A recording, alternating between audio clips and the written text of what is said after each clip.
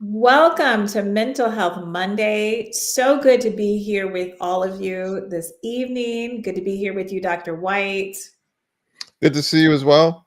This is the first time we are together this year, so I'm just thankful to be here. And the technical issues we were having last week, we're not having them this week. We had a little bit of stuff, but we were able to work it out, and we are here. So we are just so thankful. As always, please let us know where you guys are watching from. And before you even do that, most importantly, please share this link on your social media. Invite your friends to learn about some mental health tools and topics that they may not be familiar with. And we're talking about the disease the disease to please. That is the book, and we are. Some people may think, well, that's not my issue, but maybe it's somebody that you love. It might be their issue. You can educate yourself on what they are going through and what their mind set is like. So now, please share on your social media and please let us know after you share, please let us know where you are viewing from so we can say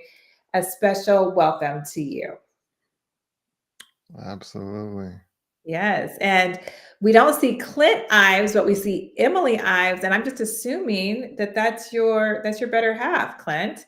So Emily, welcome. So we know you're watching from Texas because that's where Clint always is It's watching it's from. what is it? Longview. I think it's Longview, Texas. Texas, yes. Longview, Texas. Longview.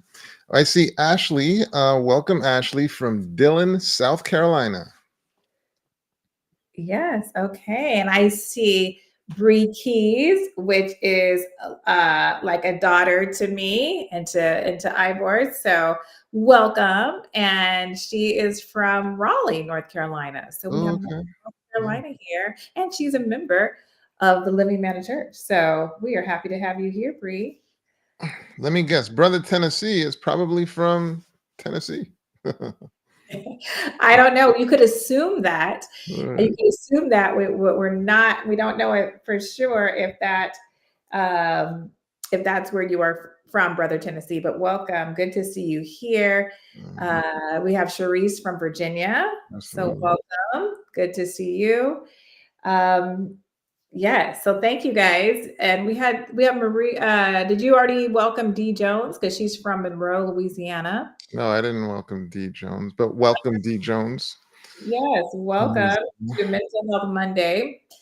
We are just again so happy to be back with you guys. And then Cynthia, we have another one from Texas. Texas is such a big state. Seriously. Yeah. Yeah. Definite shout out to Bree.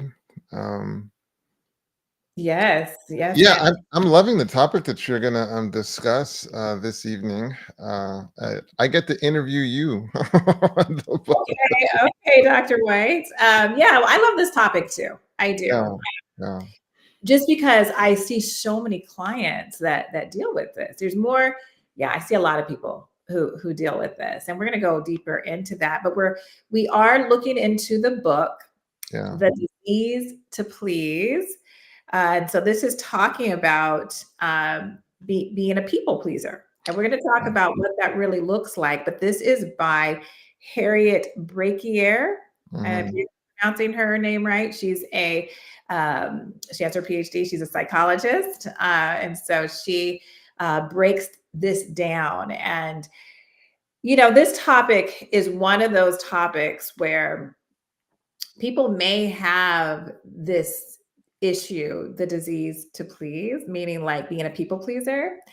Yeah. And they've never even looked at it like that as an issue or a problem because what's wrong with making people happy? What's wrong with, being so kind? It's ironic that during our current Sabbath school study that we're doing for the Living Manna Church, we're going through kindness. We were supposed to have a whole talk on it this past Sabbath, but technical issues didn't allow us to do that. So we'll be following up this Sabbath, but we're talking about that. And so, yes, we are to be kind people. Even some people may think like, how is this an issue? Why are you even talking about this? And so we're going to discuss um, the different aspects of being a people pleaser and how it can become an issue. What So it comes to mental health, so often it's not what you do, it's Mhm. why you're doing it. Right. Right. And that is what we're going to learn is the real deciding factor as it relates to people pleasing. It's Mhm. it's not just pleasing people, but why are you pleasing people? Right. And so that's what we're going to jump into. Now, definitions are always, I think, a good idea. What Mhm. what what is your definition of people pleasing? And be sure to include the pathology component of it. Like what's wrong with people pleasing? What is it and what's wrong with it? Right. So what's wrong with it is when you are you're doing nice things for people, but it's you're motivated out of fear, and feel like if I don't do these nice things, they won't like me. When you're doing these nice things and this is what is defining you, like you don't have self-esteem, or you're basically nothing or nobody, you have faulty thoughts about yourself unless you do these things. But again, because it's based out of fear and you just think like, if I don't do this, they won't love me, they won't like me. And it's not really out of a space where you just want to do something nice with nothing in return. You're not doing it so that they'll like you. You're doing it because it's just the right thing to do. Right. So it's out of balance. It's It's all it's about. it's out of balance. And you're doing it to your own hurt. The Mm. book talked about a consistent pattern of making the needs of others a priority over your own. Like And that's consistent. yes, that's consistent. And you know what's so dangerous about that? And I know in the Christian world, that sounds like, well, yeah, isn't that a biblical principle? Aren't we supposed to do that? And again, when it's coming from that space of fear, or I'm doing these things just so that they will like me and they will want to be my friend, or he'll want to be my boyfriend, or she'll want to be my girlfriend, or my parents will love me because I'm doing these things, not just because I am who I am. That's when it becomes a problem. But also, as Christians, we think like, well, of course we're supposed to do all these things. I'm not supposed to put myself first. And the clients that I work with, where I have to um, help them with the disease to please, and help them to understand that if you don't pour into yourself, you're not going to be the best version of yourself as a wife, or as a husband, or as a mother, or as a father, or as a daughter, son, employee. So when you pour into yourself, you actually show up to be the best, again, version of yourself for everyone else. I even talk to mothers about this because we are always, and of course I've been guilty of this. I have 4 kids. You're always, putting the kids before yourself. And then you get to a point where you get kind of resentful, right? You hear mothers getting this. Of course, we get burned out because we don't do enough self-care for ourselves.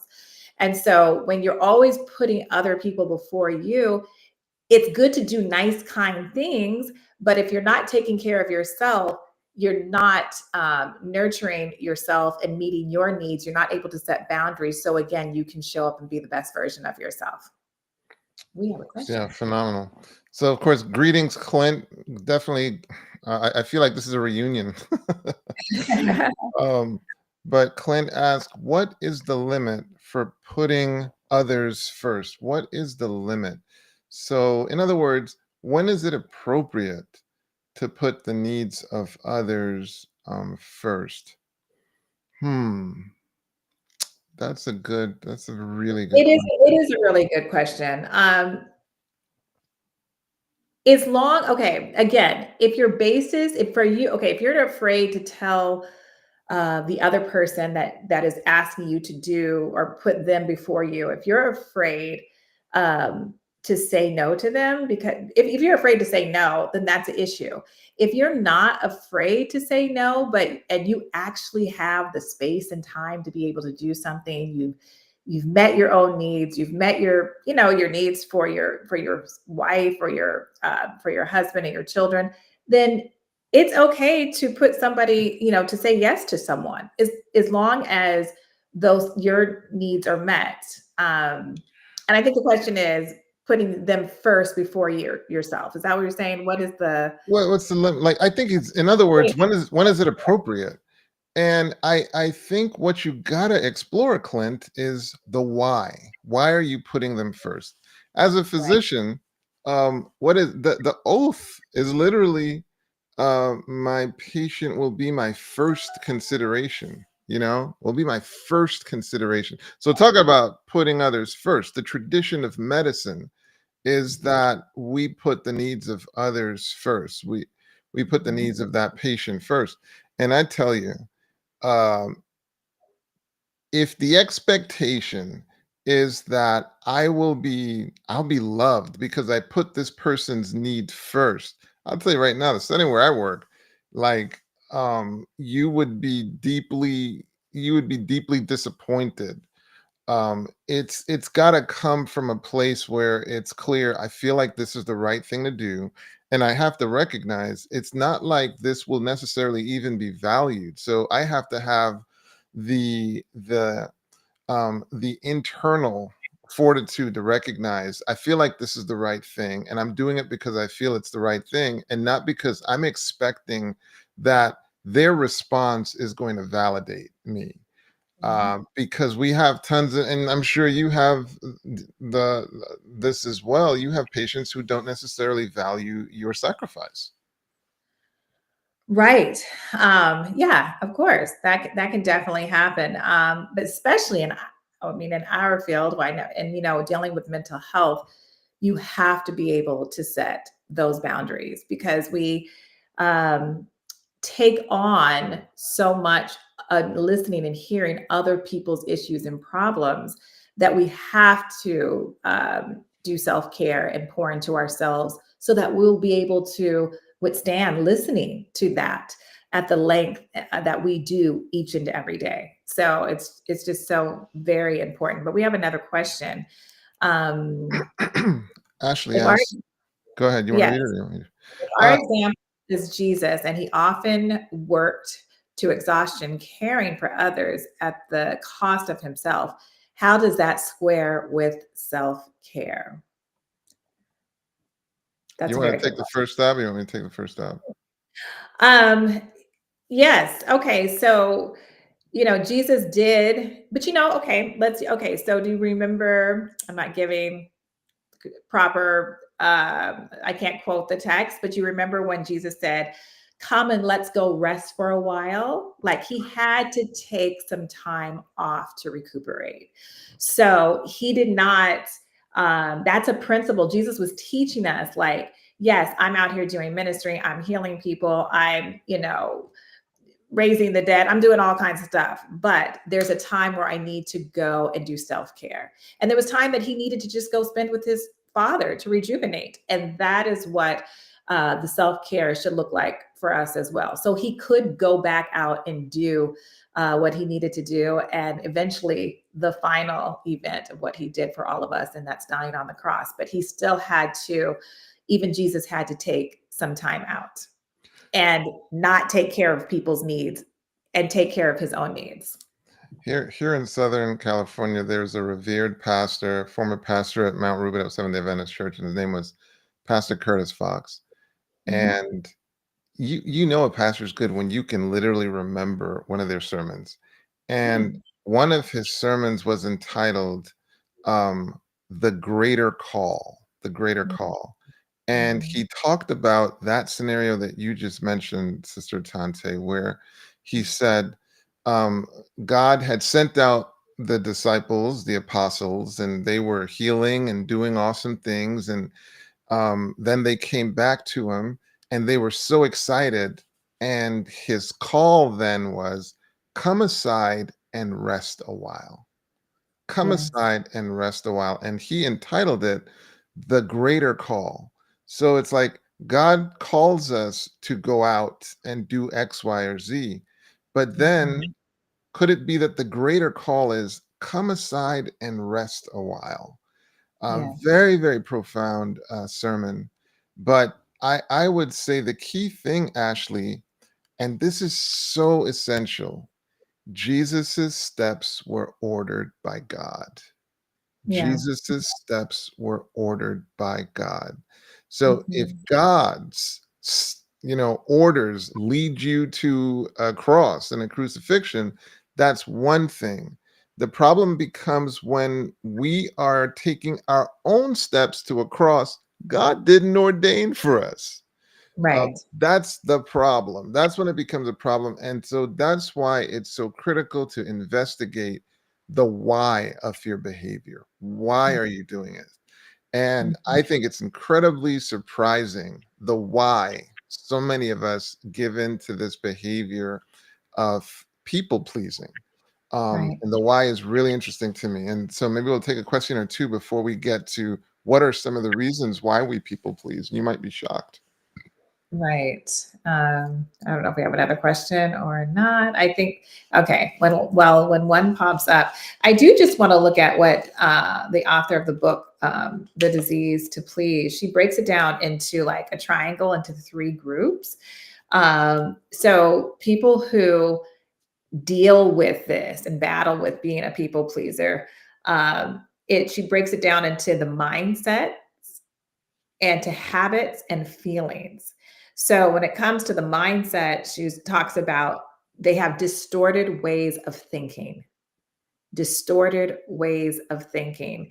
Again, thinking like we covered that a little bit in the beginning, that people will like me only if I do this for them. And inside, so they're physically doing these things, but inside, they have anger that they are trained to not show. They know how to not show it because they're mad, like, man, I'm having to do this just to be liked, but I'm trained myself in my thinking patterns that this is the only way that I can be liked and loved by others. So it's a distorted way of thinking. That is Well, just one and example. Did you have well, something to say? well, that's interesting because I think that's one of the things that she highlights is, and that very impaired thought actually, rather than it securing friends, if anything, it actually chases real lasting friends away Right, because friends value authenticity. right. And people prone to people pleasing, they Mhm. fear being honest that, hey man, you're really upsetting me right now. Right. They fear that they're going to lose the person, and the reality is people don't like inauthenticity. People don't like, they want that, I know I upset you, so I want to hear that I upset you. um Mhm. so you don't have to bite people's heads off per se, but the idea just being one way or another, you need to communicate the real you. uh Ashley, yeah, go ahead. No, is there another question? Go ahead. Ashley is following up with, it seemed like how Jesus did self care was through prayer. So, should that be our main avenue of self care rather than other activities? I'm definitely noticing that prayer is how he got his briefing. Right. Prayer is how he literally got his steps ordered. So Mhm. you and I both, well, maybe not you. Let me just say me. When I pray, so often it's this one-sided conversation. It's really, I mean, it's really awful. Mhm. How about those 30-second prayers? Blah blah blah Mhm. blah blah, and you're off. So little time is spent giving God an opportunity to communicate to you. So little time is really given to God ordering our steps. So Mhm. no, I don't think prayer is the therapeutic thing. I think prayer is incredibly helpful, but Yes. I'm saying, like, I'm saying what's really helpful is that if you're taking on a cross, it's been God ordained rather Mhm. than you volunteering, because, like, what we as Christians are at risk for is God saying, I never knew you. Mm. And we do all these, but God, I did this, I did that, I went over there, I did this missionary thing. It's like, I know, it's just I never knew you. Right. You never asked me what I wanted you to do. We Mhm. didn't have intimacy. um you know and I think that's easily remedied by, Lord, what would you have me do? Mhm. And really taking some time to really listen and get some clarity. Lord, what would you have me do?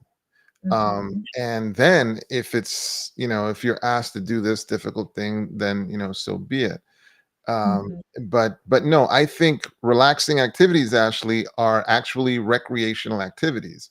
Mhm. Time on the Sabbath where there's downtime, there's a departure from the norm, Yeah. and you're more restoring, you're engaging in activities that recreate you.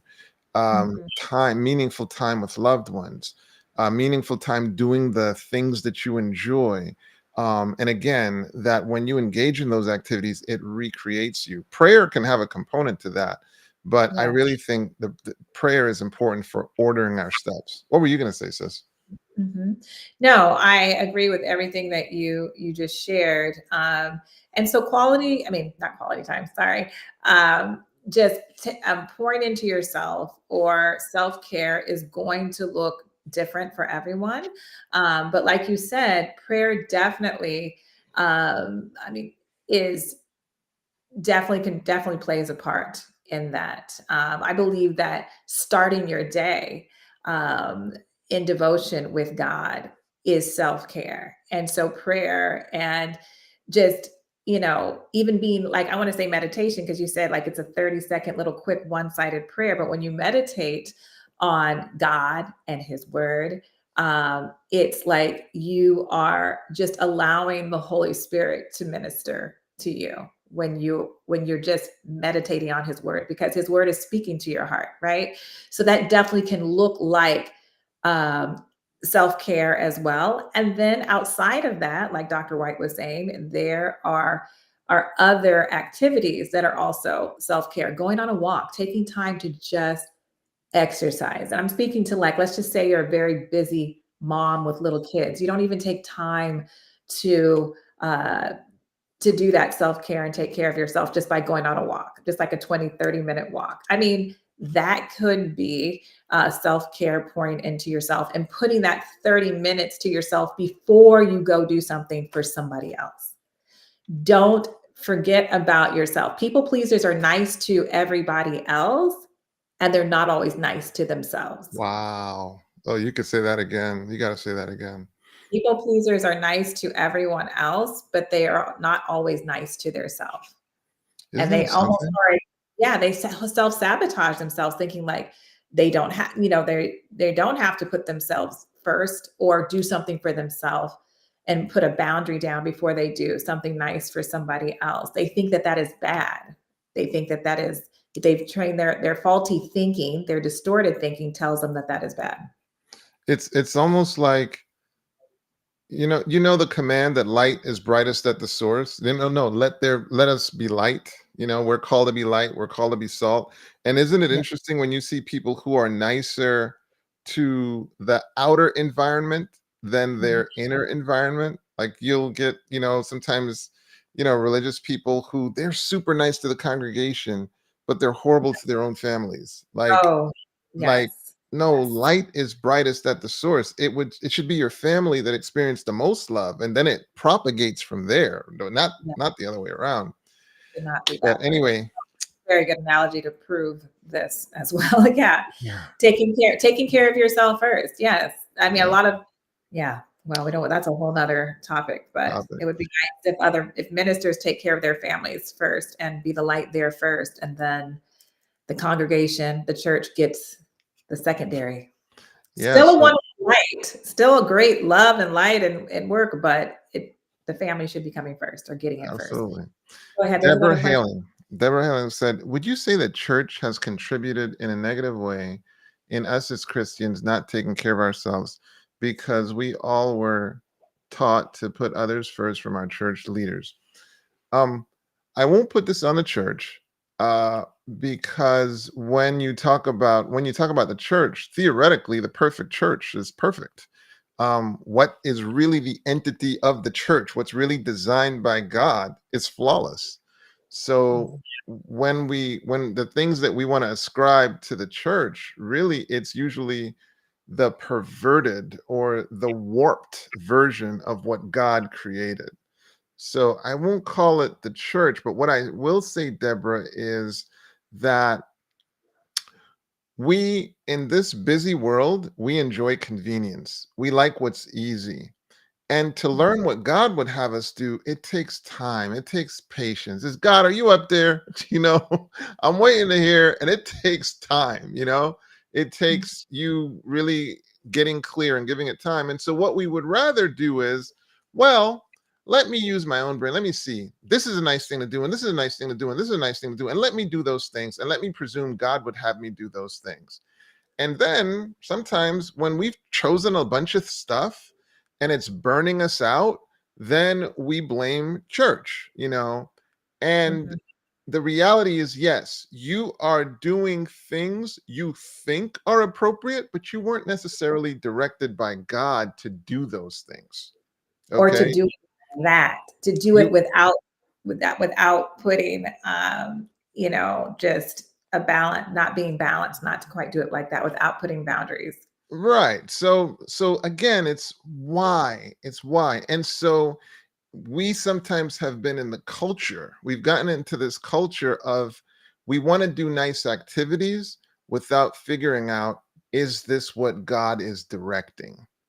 Mhm. And I think that's where we can get into some trouble, Deborah. And I would say in a Christian context, sometimes we'll see that. We'll see people engaging in activities, engaging in positive activities, and presuming that this is what God would have them do, and not necessarily.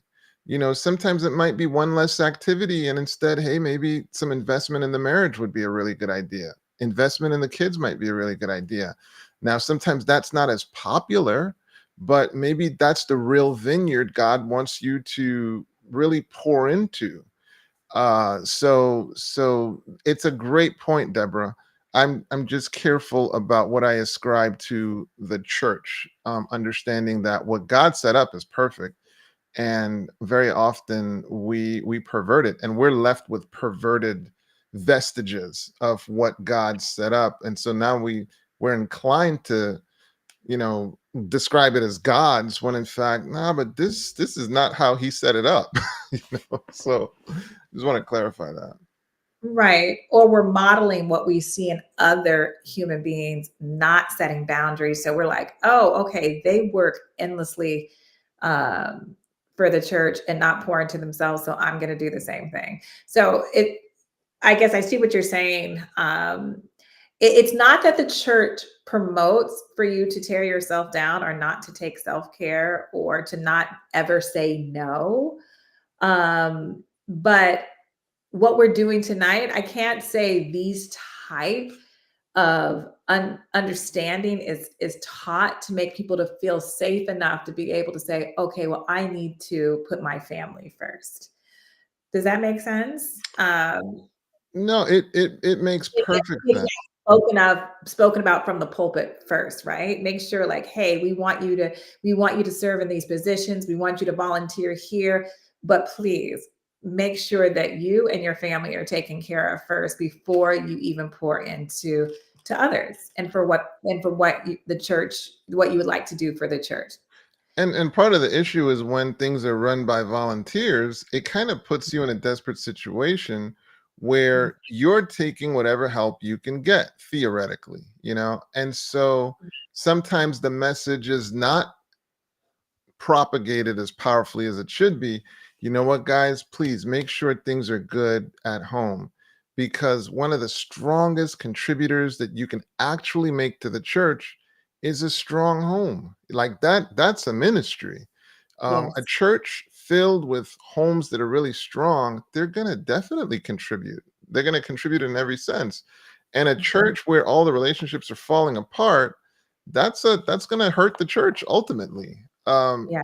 But yeah, in a volunteer setting, a lot of times there's some desperation for assistance, and so there's too much of a focus on the short term sometimes, and not necessarily the long term. So Right. we definitely get that.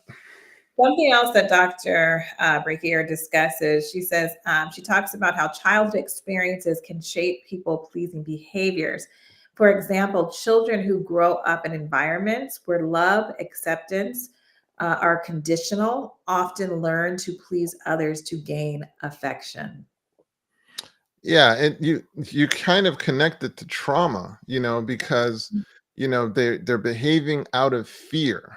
They've got these, they're afraid because sometimes these were some really rigid, settings, and you had to be careful to navigate around the person's fury. So I got to make sure I can get that conditional, acceptance. And Mhm. she connected it to an addiction paradigm, which I thought was really interesting. Right.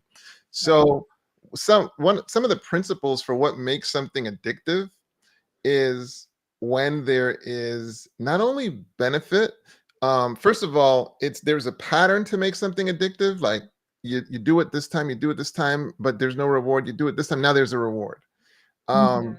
and that kind of unpredictable pattern, it can make something addictive, right?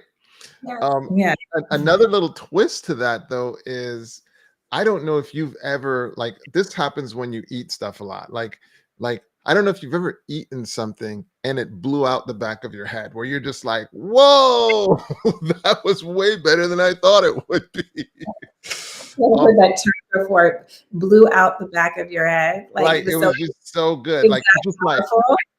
So Okay. there's a coconut drink. There's a coconut drink. A friend of mine, her name is Vanessa Oyafosu. I taught a class for her, and I must have been wearing a sign, "Will work for food. I will not work for food." Okay, this was just a special thing. But whatever the case, at the end of the class, she said, "You did a great job," and she introduces me to this drink, this coconut drink, and it was pink of all things. I thought it was Mm, like, it's got this strange name, Wellness or something like that, and okay. it blew out the back of, I was like, wow, this is good. This is like you just opened up a coconut and drank it, and it was a sweet coconut at that. That's what It I mean wasn't by it was just surprisingly coconut, good. What's that? wasn't just coconut water.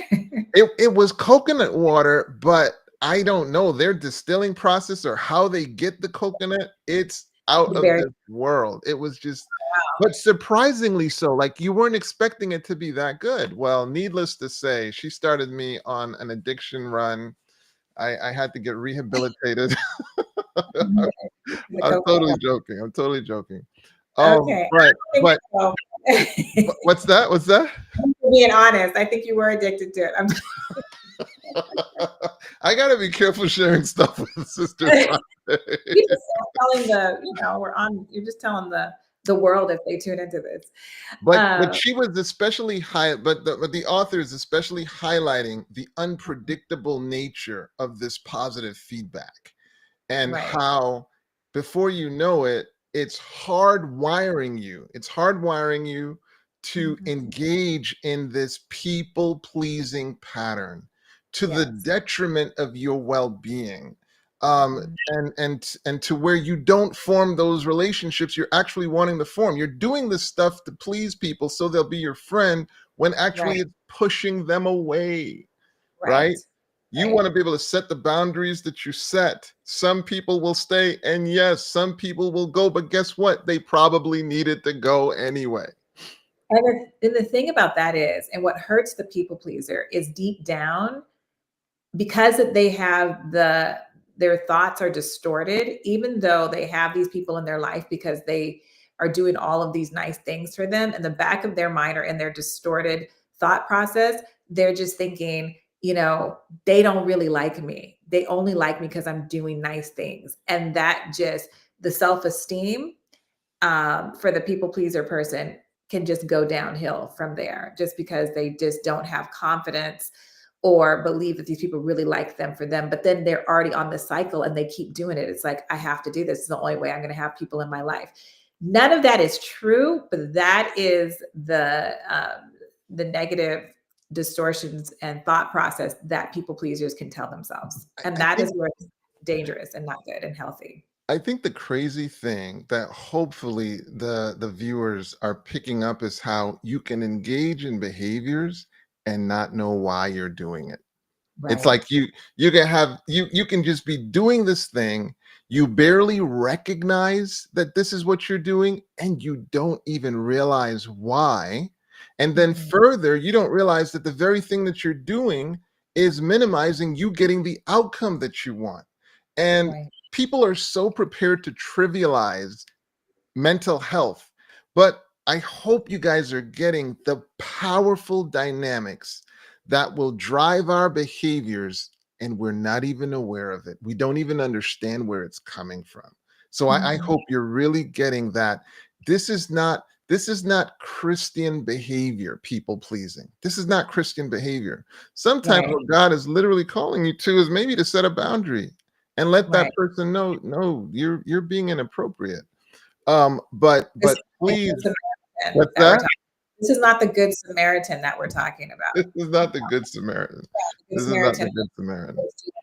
was what was in the man was in need, and he was even going above and beyond what people of his culture were trained to do, because it was actually But not a okay thing. you brought it up, so I just want to go there. Like Okay. the Good Samaritan is not even a story about being a good Samaritan. That's not even the point of this. That's the interesting thing. The Good Mhm. Samaritan is a story to help you understand you don't know where help is coming from. Right. It's actually a story about why are you being mean? Why are you being racist? When you're in need, you have Right. no idea where help is coming from. Right. So, who is your neighbor? The very person you're inclined to think is your neighbor may walk right past you, Right. and help will come from this person that you're looking down on. So Right. that's actually the perspective. Because here's the thing, Sister Atante, you tell me when your kids started learning how to drive, and I know you have actually daughters, you told them, you know what? At midnight, if you're walking by and you see somebody in trouble, remember the story of the Good Samaritan. You tell No. me you gave him that speech. No, you said, No, no. keep on driving, keep on driving, Okay. call Keep somebody if you will, and be call sure you don't crash while you're calling, and you keep 911. on going. That's the Okay. story is not about being good. It's actually about you don't know where help is coming from. So, Mhm. that's an interesting twist to me, the story of the Good Yeah. Samaritan. Yes. We have a question here from May. It says, what part does temperance play in self-care, or are they the same thing? So Mm. temperance needs to be in every a part of life. We need to have temperance, right? That's how we do, not only to stay physically healthy, but mentally healthy. And so when you have, you need to do self care, but there's there's always a time where you can do too much of something. Like, let's just say massages are your self care, right? So, but you have to have a massage every day of the week. Well, it's probably too many massages. Who needs a massage every single day? I mean, um, if people are able, that's probably just too much time with that. When you're saying when you're exercising should be done every day for your mental and physical health. I mean, it's not like, doing it once a day, every day, in the week would not be um, overdoing it, wouldn't be not being temperate. But if you, this is common sense, is what some of the things that I'm saying for sure. Like if you're exercising once a day, and then you have to exercise and you're missing important appointments, or you don't have time to do the special thing with your wife or your husband or for your children, that's when it becomes a problem, when you're not able to do the other important things that you need to do. But because you are doing the self-care, you're overdosing on self-care. Let's just say that. That's usually not the problem. I have not seen that problem, but just since the question was asked, that was my answer. What's your answer, Dr. White? No, I thought you started off with, hey man, you need some common sense. Don't forget to use some good common sense. And then we, of course, we're going to caution against being temperate in all things, because we don't want you temperate with crack use. Avoid crack, you know, avoid the heroin, avoid the. There are some things that you really just should avoid, just outright. So I want to qualify that, but I think May, I agree with Sister Tante that you want good common sense. You definitely want to be judicious, And it all starts with, why am I doing this? Mhm. Why am I doing this? What is it? Is this really, am I feeling called to do this? Or is this coming from a space of fear? Am I afraid that if I'm honest, I'm gonna lose this person? And what does that mean? And then, is this activity actually keeping them?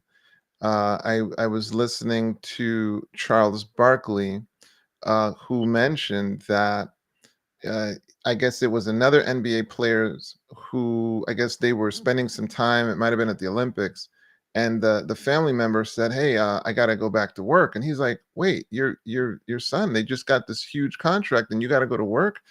And she said, "Hey, let me tell you something. Whatever you do, don't don't don't don't don't pay for their lifestyle. Don't pay for your loved one's lifestyle, because the first time you say no, they will be angry with you." And Charles talked about how, that's what he experienced. So Mhm. anyway, so the point just being, um, am I doing this to not lose a person? Am I doing Mhm. this to not lose a person? And just realizing, wouldn't it be great if they loved you for who you were and who Mhm. you were truthfully?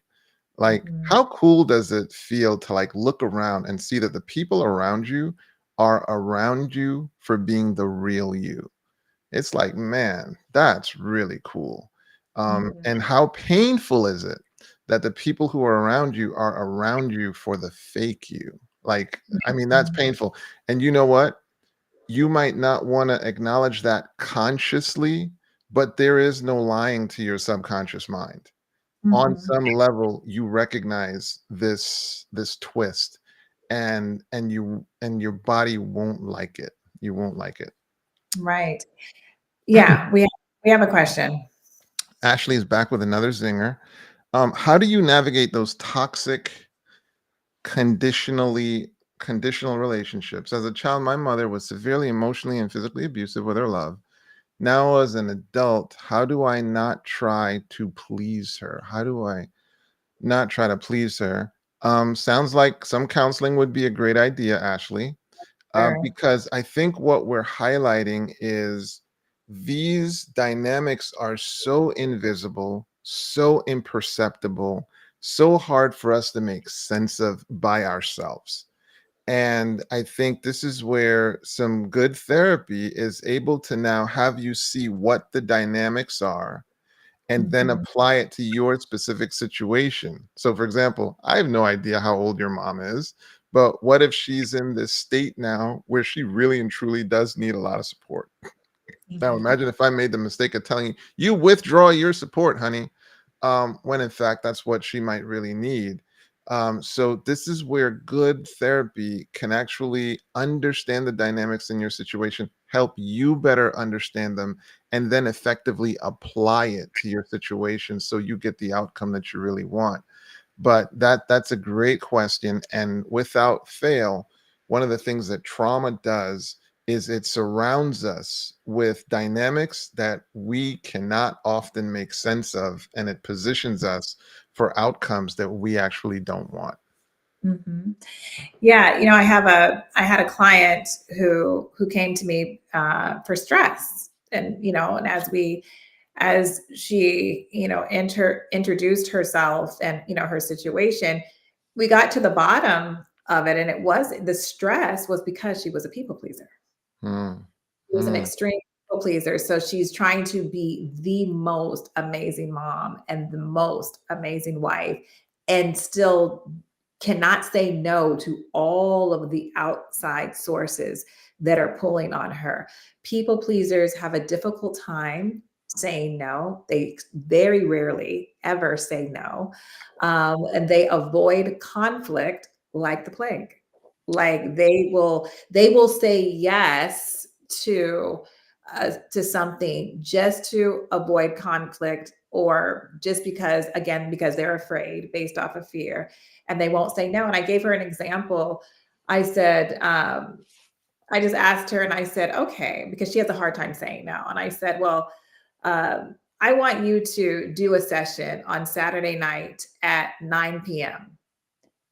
And she looked at me like her eyes got big because she felt the anxiety just because I asked the question. Now, of course, that's not really what I wanted, right? But just me saying that to her eyes got big and she was like, well, I guess I should say no. And I'm like, I don't want you to. Now, I said, now I know that I'm your therapist, but just because I asked you that question, asked her, I said, what were you feeling inside?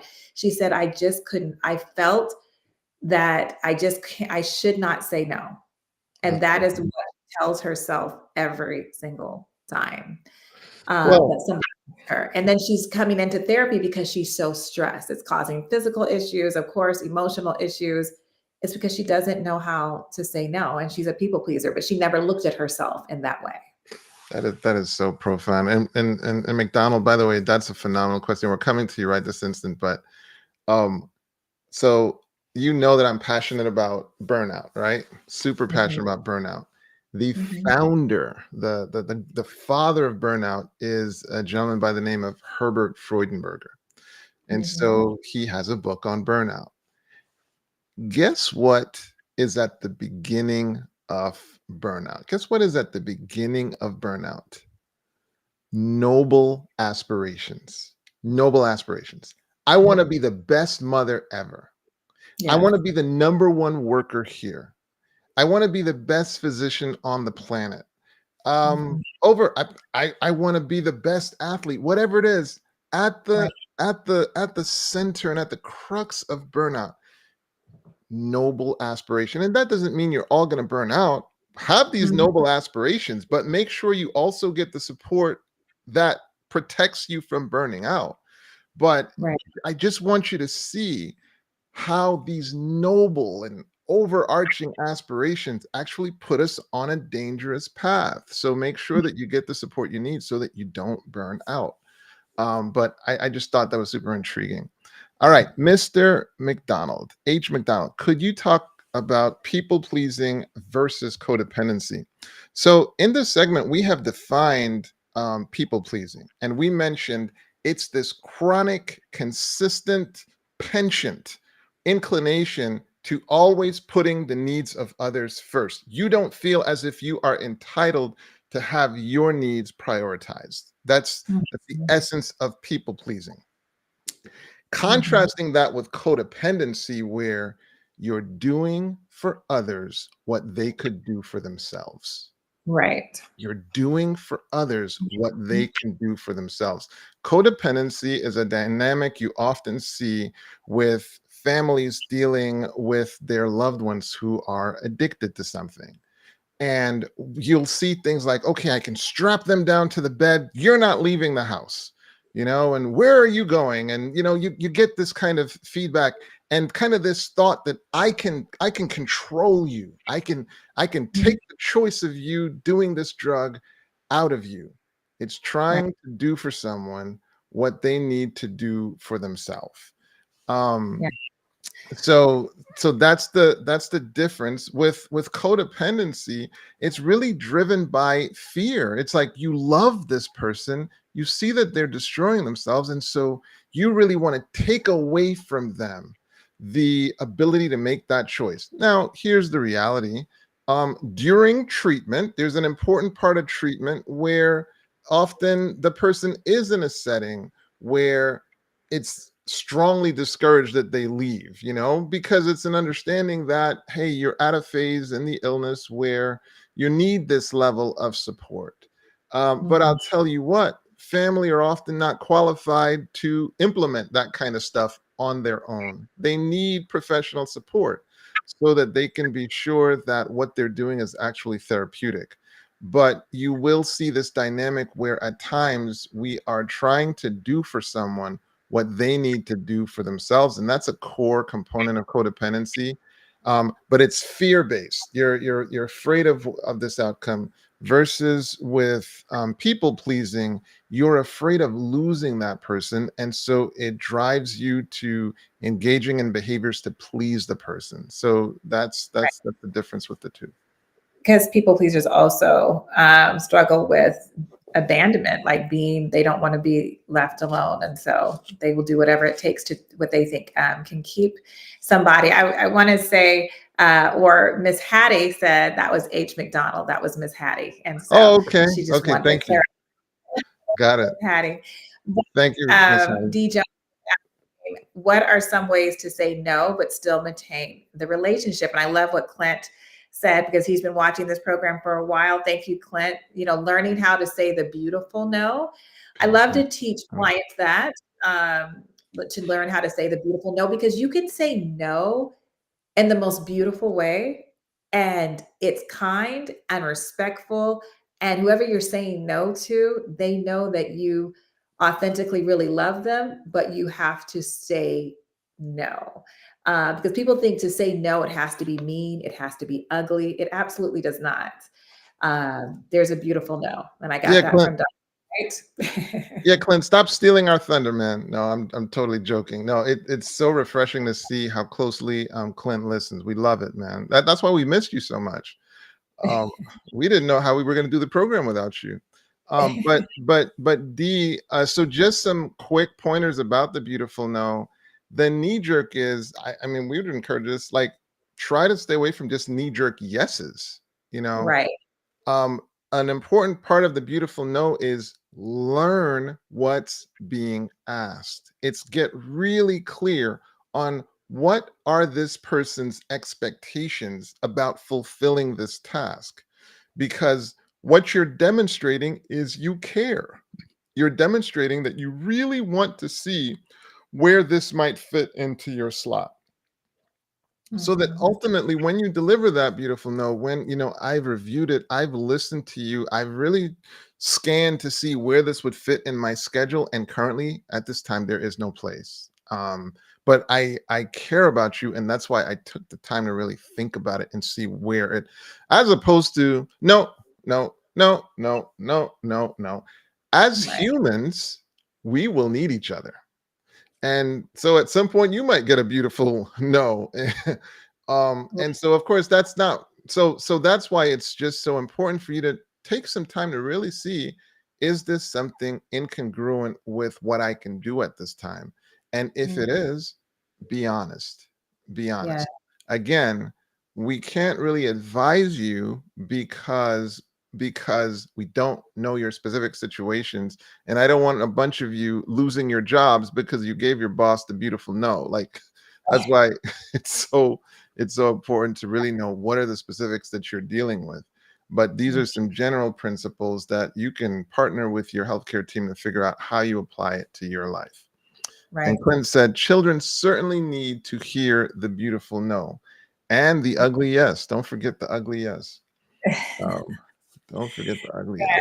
But yeah, I agree with Clint though. You can say a beautiful no even to your children, um, without, what I want to say, just without dashing their spirits or without anger. Like saying the beautiful no is without anger or with frustration. Without that, the no can be beautiful when you leave anger and frustration out of it, and just sincerity, and show how much you really love them and you wish you could, but you can't, or this is not a good reason. This is a no because of this reason, but not because I don't care and love for you. Because Right. sometimes as parents, we just get so quick to be like, no, you can't get that. No, no, no, no, no. And it's just the way we say it. It's not the no, it's how we do it. No, absolutely. I mean, I'm not gonna lie. I enjoy saying yes to my daughter. So where possible, I love saying yes.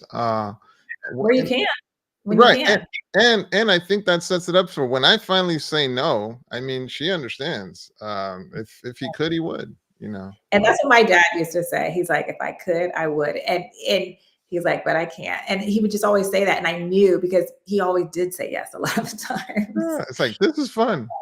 We're positioning ourselves to be able to give our kids the things we didn't get. So, Right. But not everybody, not all children experience that from parents. They experience ugly nose, if you will. oh Ugly. man, yeah, Yeah. that's sad. Some can cause some scarring and trauma. Because Uh, essentially we don't mind the no, we just don't want to be dismissed. So show me that you value me, mhm. and then set the boundary that you need to. Because if you like, it is painful that a person say yes to you and you see they weren't in the position to do that. Then I know personally I feel rotten. But if you're surrounded by sociopaths, they could care less that you're not in a position to do it, which is why you're responsible to protect yourself. Right. You don't want to leave that to someone else. Yes. I don't, yes, we have lots of comments and we think we've gotten to most of the questions, but I want to let everyone know that we are going to be doing a part 2, kind of recapping this and talking about some more issues, but giving some answers on how, and I think we gave a little bit of that today too, but giving some answers or how you can stop being a people pleaser, but some healthy ways and what that, looks like. Because we're looking at the book, The Disease to Please. I think that we have definitely began to take that deep dive and had a lot of interest Yeah. this topic. So please share. Put a 1 in the chat if you got some value this evening, so we know that we are on your cutting edge. We will wait for some of that. But as you guys are putting a 1 in the chat, just want you again to say we're going through the book, The Disease to Please by Dr. Harriet Brachier. I hope I'm saying that name right. But you can always look it up for yourself. She has done an amazing work with this book, because again, it's not a thing that people think about as a problem or issue, or can be a problem or issue. They don't even think that they can set boundaries down, that they're people pleasers don't even think they're allowed to do that. That is So so again, profound. Yeah. yeah, You don't feel like you're entitled. And my goodness, are you entitled? You're entitled to set your boundaries. yes. And you're entitled to say the beautiful no. And that's coined by Dr. Whyte.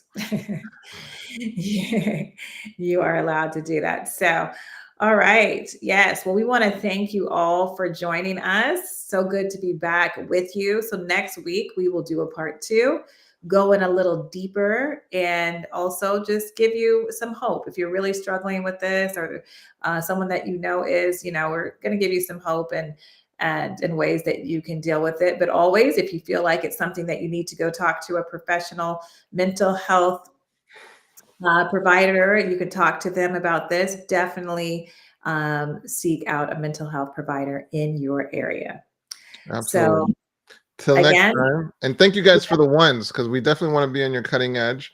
And then, yeah, Sister Hattie gave you a shout out. She said your series on trauma was especially a blessing to her and promoted some healing. So just an hey, yeah. FYI. All right. We'll have to bring, yes, that was with Christina Cooper. We have to bring her back. We had her on here once, and we've had her on Sabbath School once. So we'll have to Yeah, bring her back. she was phenomenal. She was Yeah. absolutely phenomenal. Yeah. Can't do too much on trauma. I cannot. Mhm. It's so much, Mm. it's so going on in so many people's lives. So, all right. All right. Have a good evening. Thank you again. Take And we care, will see everyone. and we will see you next week. See you next.